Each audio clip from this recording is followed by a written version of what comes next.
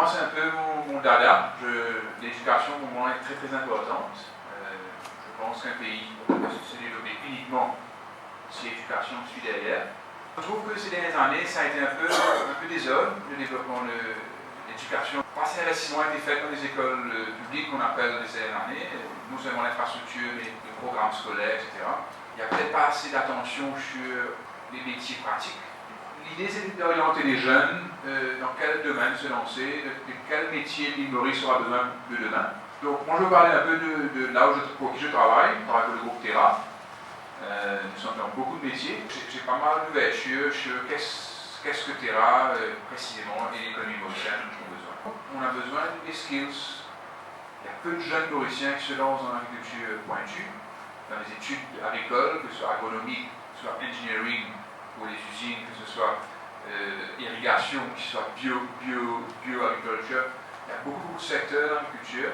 Je pense que c'est un vrai domaine qui a appelé à se renouveler.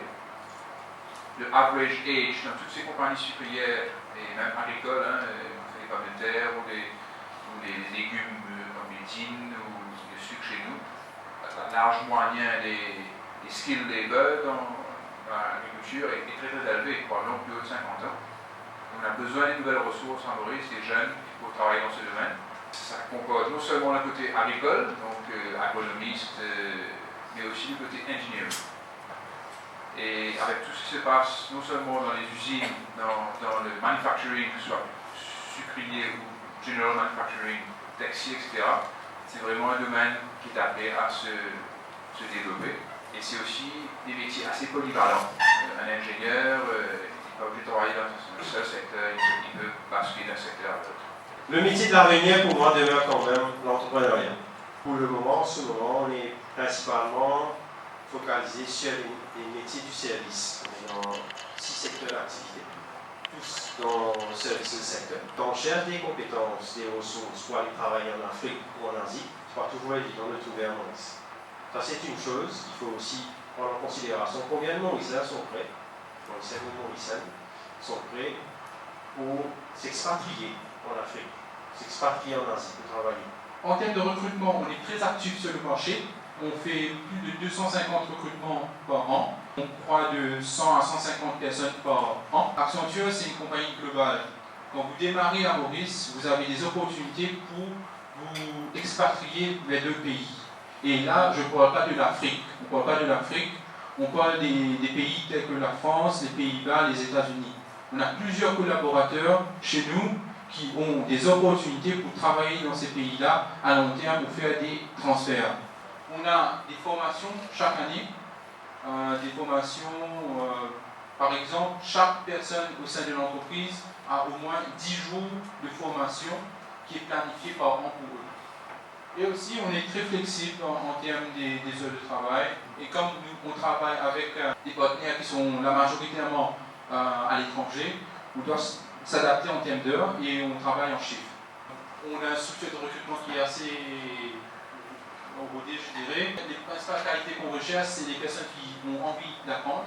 Ce n'est pas des personnes qui veulent rester statiques, mais pouvoir évoluer au sein de leur carrière, apprendre plus de choses. Des personnes qui sont curieuses, qui ont une capacité d'analyse, d'innovation, la communication écrite et parlée et la capacité d'évoluer dans des équipes. Le monde a changé. Le tourisme balnéaire dans une destination comme Maurice, ce n'est plus 3 ou 4 employés en moyenne au service d'un invité. Aujourd'hui, les notions de productivité, les notions d'efficience, la polyvalence demandée au personnel imposent une organisation de travail qui est beaucoup plus rigoureuse. Au niveau des opérations, la cuisine, forcément, c'est à la télé tous les jours. Les chefs les plus reconnus sont des stars. Les chefs les moins reconnus sont les stars dans leur propre environnement. Les master classes, les moments que les touristes payent pour passer un moment dans la cuisine du chef, sont des moments qui sont facturés, qui sont des prestations. Donc il y a beaucoup d'avenir dans cet aspect de l'hôtellerie. Mais cuisine et restauration, gros secteur, gros potentiel, gros avenir. Dans une moindre mesure, on parle souvent de sommelier. Clairement. Et puis, si on veut être un peu plus exotique, le rhum. Une connaissance sur le rhum, vous avez aujourd'hui 5 ou 6 producteurs d'oranges sur l'île qui sont très avancés et qui vont, je peux me défier moi-même dessus, dans les 5-10 ans à venir, vont devenir des références sur le plan international. Le travail consiste en quoi, effectivement, c'est de réfléchir pour l'entreprise. Comment est-ce que l'entreprise souhaiterait parler à son public? On apporte du conseil, donc strategic thinking en termes de communication, mais le plus important, c'est how do you make your work being creative. Donc ça, c'est un métier qui demande énormément de son temps et une implication personnelle. Maintenant, le soutien de la famille est extrêmement important. En termes de qualification, aujourd'hui, tout le monde peut avoir un degré en communication. C'est pas difficile. Si vous venez chez nous, même avec un master's degree, vous commencez à the back. Vous commencez au plus bas de l'échelle. Parce que pour moi, aujourd'hui, un degree doesn't mean anything. Pour moi, c'est l'expérience. Pour moi, c'est toutes ces petites choses que vous avez apprises. Quels sont d'autres skills that you will need? Of course, written, spoken, presentation skills.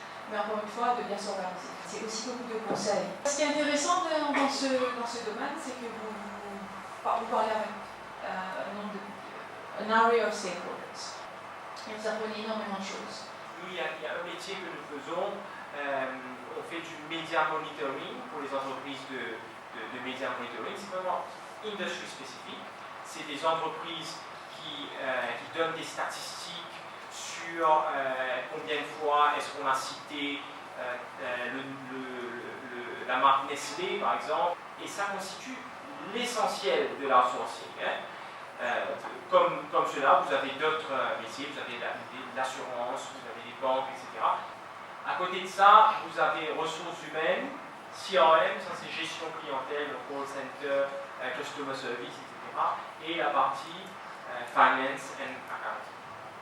Les salaires, c'est vraiment en fonction du marché, plus en fonction du marché qu'en fonction de la taille de l'entreprise.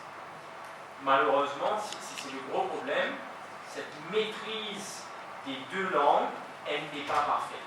Comme le pays s'appuie sur ce bilinguisme, faites-le devenir un vrai bilinguisme, c'est-à-dire une vraie maîtrise du français, oral et écrit, une vraie maîtrise de l'anglais. Il y a les métiers bancaires. Les métiers bancaires, c'est justement tout ce qui constitue les produits bancaires, comme les loans, les prêts, les cartes, par exemple, les cartes de crédit, ou des produits d'investissement. Nous avons un pôle non bancaire où il y a d'autres produits qui s'appellent le leasing, le factoring, les banques d'investissement et tout ça. Et à l'AMCB, nous avons un troisième pôle qui est d'autres investissements comme le CSA par exemple. Au niveau des activités bancaires et non bancaires, la gestion peut être divisée en deux parties, tout simplement. La partie interaction clientèle, le front office, et derrière ce service d'interaction clientèle, il y a toute une usine qui tourne avec une multitude de professions, de métiers. Par exemple, on appelle ça les support services. Ils sont en soutien du service qu'on offre à la clientèle. Ces services, il y a par exemple moi-même au niveau de RH, relations ressources humaines, il y a le marketing derrière, donc, qui offre une visibilité par rapport aux produits.